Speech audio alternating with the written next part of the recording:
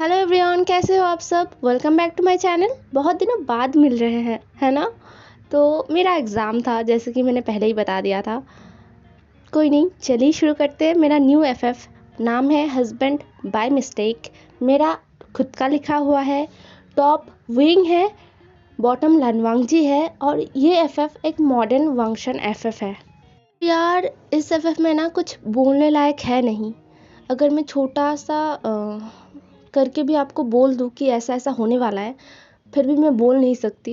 आपको पूरा एफएफ इसलिए सुनना पड़ेगा और समझना पड़ेगा।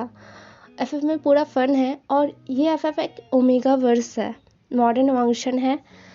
और जैसे कि मैंने पहले ही बोला था कि टॉप विंग है और बॉटम लानवांगजी, ये बदलने नहीं वाला है। तो आपको ऐसे ही सुनना पड़ेगा। चलिए शुरू करते हैं। तो एफएफ के शुरुआत में हमें हमारा सेकंड मेन लीड लान वांगजी के बारे में बताया जाता है। लान वांगजी 19 साल का है, वो एक ओमेगा है, और वो अभी फ़िलहाल बहुत ज़्यादा मुसीबतों से गुज़र रहा है। मतलब बहुत ही ज़्यादा। उसके पास खाने के लिए पैसा नहीं है, रहने के लिए ठीक से घर नहीं है, वो अपना कॉलेज फीस भी नहीं दे पा रहा है। मतलब उसके सामने इतने सारे प्रॉब्लम्स है ना, वो खुद ही नहीं समझ पा रहा है कि कौन सा प्रॉब्लम वो पहले सॉल्व करे, और ये प्रॉब्लम्स उसके पास कैसे आए ये हमें बाद में पता चलेगा। फिलहाल हमारा सेकंड मेन लीड मतलब लान वांगजी अभी अपने पार्ट टाइम जॉब में है, जो कि एक नाइट बार था, जहाँ पर वो वेटर का काम किया करता था। लान वांगजी इस बार में 2 महीने से काम कर रहा था, और इस बार में आकर ना उसका एक फ्रेंड भी हुआ था। लाइफ में पहली बार उसने किसी को अपना दोस्त बनाया था। मतलब वो बचपन से इतना ज़्यादा अकेला रहना पसंद करता था, उसे दोस्त बनाना नहीं पसंद था, उसे किसी का टच नहीं पसंद आता था। रात के 11:30 बज गए थे। लान वांगजी और उस बार में जितने भी वेटर था, बारटेंडर थे, सब मिलकर ना बार को साफ कर रहे थे, क्योंकि सारे लोग चले गए थे। वो लोग भी जाने वाले थे बार को एकदम साफ सुथरा करके, फिर वो सब निकलेंगे। तो सारे लोग अपने अपने काम कर रहे थे। तभी एक लड़का जो लान वांगजी के बॉडी पर ना एकदम लीन हो गया और बोला, वांगजी मैं बहुत ज़्यादा थक गया हूँ यार, मुझसे नहीं होता इतना काम। तो लान वांगजी ने धीरे से और बहुत ही शांति से बोला, तो मत करो। अपने ही बार में कौन वेटर का काम करता है। तभी वो लड़का, वो भी एक ओमेगा था, वो ना मुंह बनाते हुए बोलता है, वांगजी ये मेरा बार नहीं है, मेरे ब्रदर का है, और मैं काम करता हूँ किस लिए मैंने तुम्हें बताया है ना। बाय द वे, क्या तुम कल मेरे साथ चलोगे? मैं कल कुछ नए बुक्स लेने जाऊंगा। तो लान वांगजी ने कहा, नहीं मुझे नहीं जाना, तुम बहुत डर्टी बुक्स लेते हो अपने लिए, मुझे वो सब नहीं देखना। ये बोलकर लान वांगजी अपना काम करने लगा, और वो लड़का ना थोड़ा सा हटकर एक चेयर लेकर बैठ गया। अब सारे जितने भी लोग थे ना वहाँ पर, सब ने अपना अपना काम खत्म कर लिया था। उन्होंने बार को बंद किया और निकल गए। लान वांगजी जो कि आगे आगे चल रहा था, और वो लड़का मतलब वो ओमेगा लड़का जो भी लान वांगजी के साथ बातें कर रहा था, वो लान वांगजी के पीछे पीछे चल रहा था और शिकायतें कर रहा था कि मैं बहुत ज़्यादा थक गया हूँ। लान वांगजी जो कि बहुत देर तक तो चुपचाप चल रहा था, उसके बाद वो पीछे मुड़ा और बोला, नहीं हुसैन चुप रहो, मुझे इरिटेट मत करो, तुम बहुत ज़्यादा चिल्ला रहे हो। रात को इतना चिल्लाना अच्छी बात नहीं है, बहुत सारे लोग सो रहे हैं, तुम उनको जगा दोगे। ये सुनकर ना नी हुसैन चुप हो गया और चुपचाप लान वांगजी के साथ साथ अब चलने लगा। अब हमें नी हुसैन और लान वांगजी के बारे में बताया जाता है। नी हुसैन जो कि नी फैमिली से है। नी फैमिली मतलब बहुत रिपोर्टेड फैमिली तो नहीं है चाइना का, बट नी फैमिली का जो बिजनेस है ना, ये बहुत पॉपुलर बिजनेस है। नी मिंजू लगभग चाइना के जितने भी बड़े स्टेट है, अपने बार्स को लेकर फेमस थे। नी फैमिली बरसों से ये बिजनेस करते आ रहे थे, मतलब बार्स चलाना ऐसे ही, बट वो कोई इलीगल काम नहीं करते थे। ठीक है, वो बस बार्स चलाते हैं जो कि बहुत हाई क्लास के होता है, और वहाँ पर कोई ऐसे चोर चक्के नहीं जाते, वहाँ पर बड़े बड़े बिजनेसमैन जाते हैं, अमीरों के बच्चे जाते हैं, जाके एंजॉय करते हैं। और नी हुसैन उनका छोटा ब्रदर है, मतलब नी मंजू का छोटा ब्रदर है। नी हुसैन के पास पैसा इनफ है, वो एक लग्जरी लाइफ जीता है, बट उसके लाइफ में ना बहुत सारे नॉटी थिंग्स है। वो एक ओमेगा है, बट फिर भी उसके लाइफ में बहुत सारे नॉटी थिंग्स है। वो उसके दिमाग में बहुत सारे गंदे गंदे थॉट्स चलते रहते हैं, और उन थॉट के चलते ना वो उसके अलग ही दुनिया में वो जीता है। साथ में वो बहुत वाइल्ड किताबें पढ़ता है, बहुत वाइल्ड चीज़ें देखता है, जिसके लिए ना उसको पैसे चाहिए होते हैं। अब नी मिंजू जो कि एक अल्फा है, वो अपने ब्रदर को ना अच्छे से जानते हैं कि उनके ब्रदर एक ओमेगा होने के बाद भी उनके ब्रदर के दिमाग में, मतलब नी हुसैन के दिमाग में क्या चलता रहता है। इसलिए नी हुसैन को पैसा देना उन्होंने बंद कर दिया था, मतलब पैसे नहीं देते थे कि मेरे घर में रहते हो, मेरे साथ रहते हो, मैं तुम्हें अच्छा लाइफ दूंगा, खाने को दूंगा, तुम पढ़ाई करो अच्छे से, एग्ज़ाम दो, पढ़ो और एंजॉय करो, बस उन सारी चीज़ों में मत जाओ, क्योंकि तुम एक ओमेगा हो तो ये ठीक नहीं है तुम्हारे लिए। लेकिन नी हुसैन को ये मंजूर नहीं था, इसलिए वो अपने ही ब्रदर के बार में काम करता था, और उससे उसको जितना अर्निंग होता था ना, उससे वो अपना जितना भी नीड है उनको फुलफिल किया करता था।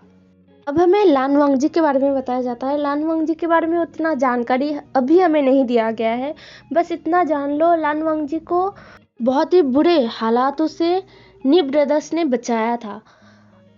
एक रात बहुत ज़्यादा बारिश हो रहा था, नी ब्रदर्स किसी पार्टी में गए हुए थे, वो लोग घर वापस आ रहे थे, इतना ज़्यादा बारिश हो रहा था ना, रात में कुछ भी नहीं दिख रहा था।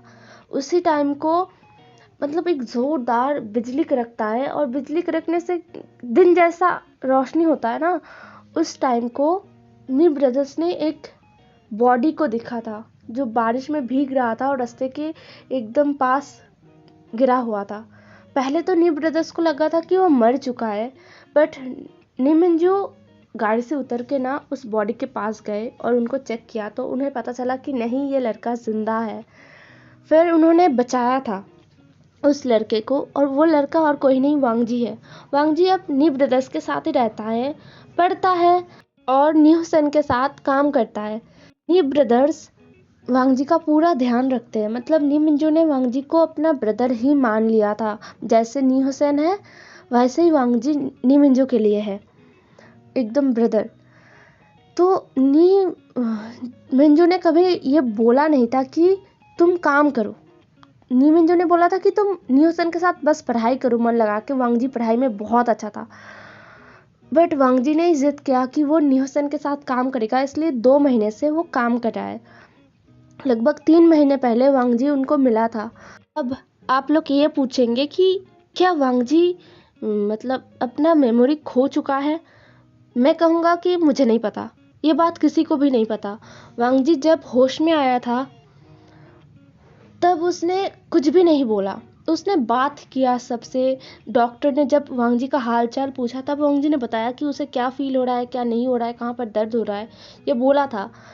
बट उसने अपने फैमिली के बारे में एक शब्द भी नहीं बोला था। जब पुलिस ने भी पूछा वांगजी से कि तुम कहाँ से आए हो, तुम्हारा फैमिली कौन है, तो वांगजी ने कुछ भी नहीं बोला था।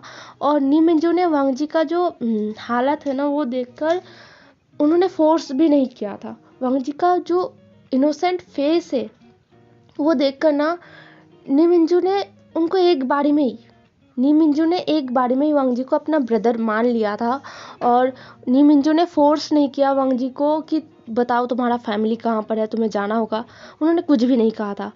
तो लास्ट 3 महीने से वांगजी नी हुसैन और नी मिंजू के साथ रह रहा है, और 2 महीने से वो नी हुसैन के साथ पार्ट टाइम जॉब भी कर रहा है और नी हुसैन को झेल भी रहा है। तो ये तो हो गया हमारे एफएफ का, क्या बताओ, सेकंड मेन लीड का जो अभी लाइफ चल रहा है उसके बारे में। अब हमें फर्स्ट मेन लीड को दिखाया जाता है जो कि एक किंग साइज बेड पर एक ओमेगा गर्ल के साथ था, और वो उसके साथ इंटीमेट हो रहा था। वो ओमेगा गर्ल ना इतने लाउडली मौन कर रहा था और इतने सेक्सी सेक्सी आवाज़ें निकाल रहा था।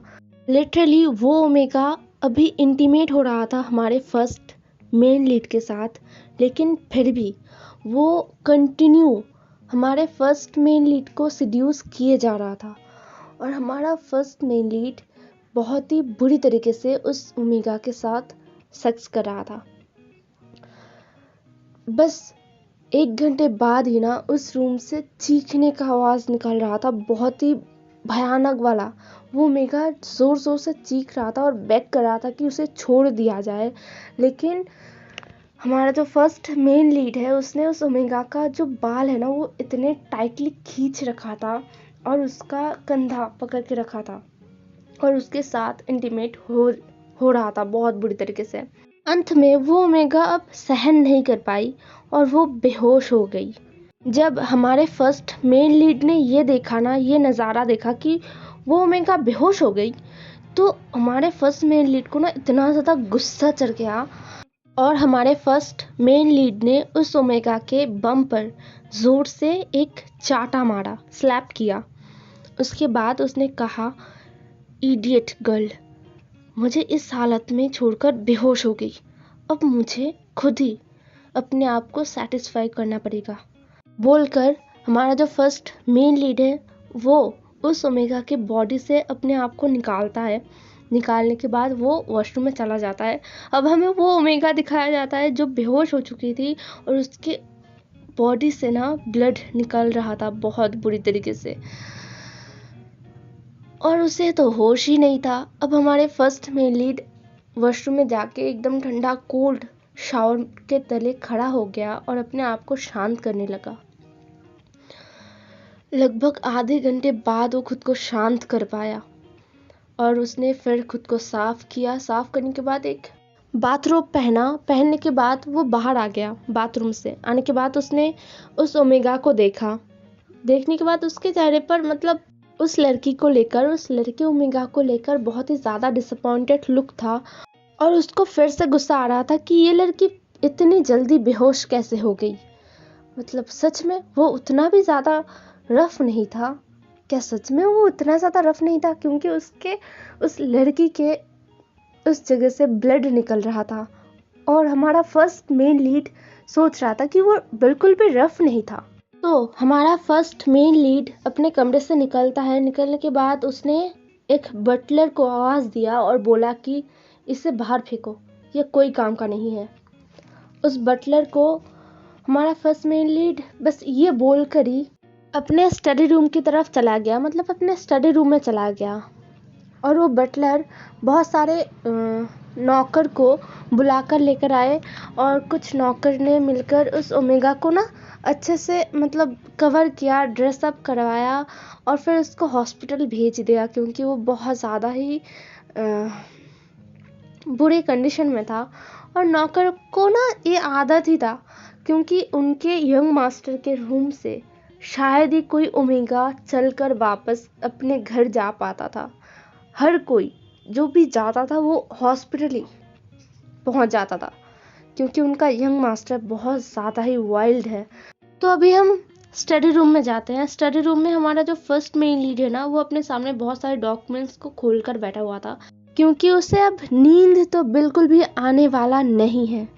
उसका पूरा मूड स्पॉइल हो गया था और उसे अब नींद नहीं आने वाला है कुछ भी हो जाए। तो वो अपना ऑफिस का काम कर रहा था बैठकर। वो फाइल्स को पढ़ रहा था, कुछ साइंस कर रहा था, यही सब कर रहा था। करते हुए उसका फ़ोन बजता है। तब ऑलरेडी रात के 2 बज चुके थे। 2 बजे उसका पर्सनल जो फ़ोन है उसमें किसी ने फ़ोन किया है। तो ये तो ऑब्वियसली हमारा जो मेन लीड है वो पिक करेगा ही करेगा। उसने अपना फ़ोन पिक किया और ये और कोई नहीं, उसका बचपन का दोस्त नी मिंजू था। फ़ोन पिक करते ही उस तरफ से मतलब नी मिंजू बोलते हैं, विंग, क्या यार तुम आए क्यों नहीं आज के पार्टी में? तो हमारा फर्स्ट मेन लीड स्माइल करके बोलता है, क्या तुम लोगों ने मुझे मिस किया? तो नी मिंजू ने बोला, यार हम दोस्त बहुत कम मिलते हैं और उसमें भी तुम लोग ऐसे बहाने मार के चले जाते हो। ऑब्वियसली तुम तो आसानी से बहाना मार सकते हो क्योंकि तुम इतने ज़्यादा बिजी पर्सन जो हो।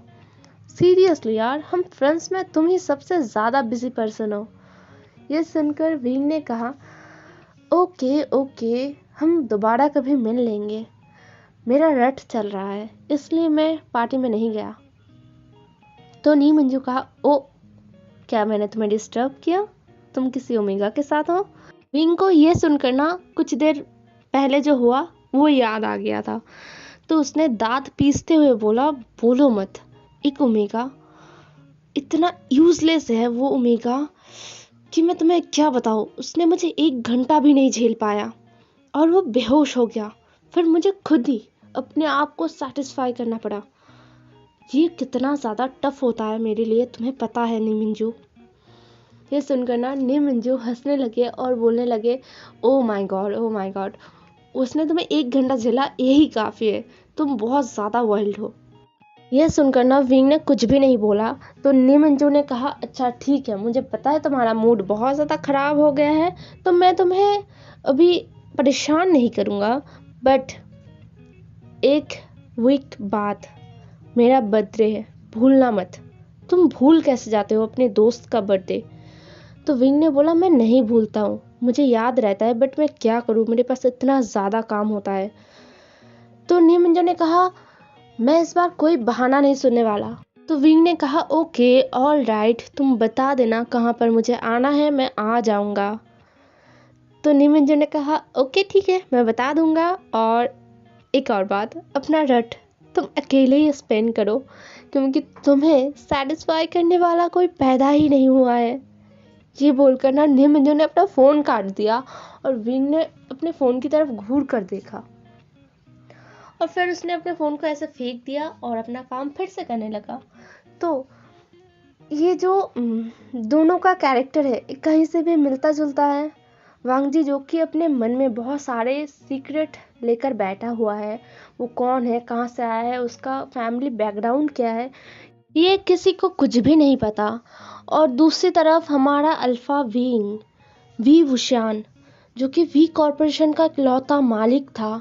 वी कॉरपोरेशन बहुत ही छोटा सा कंपनी था जब विंग के मॉम डैड मर गए थे, मतलब बहुत ही छोटा सा कंपनी था। उसके बाद विंग ने उसको संभालने के बाद उसने अकेला खुद के दम पर उस कॉरपोरेशन को इतना बड़ा किया कि वो पूरे वर्ल्ड का नंबर 1 कंपनी बन चुका है। लेकिन साथ में उसने अकेला सब कुछ किया है ना, इसलिए वो बहुत ज़्यादा बिगड़ चुका है। मतलब उसके लाइफ में बस फन है, सेक्स है और गुस्सा है। अब देखना इंटरेस्टिंग होगा कि बाय मिस्टेक ये दोनों मिलते कैसे हैं और ये दोनों बाय मिस्टेक हस्बैंड कैसे बन जाते हैं।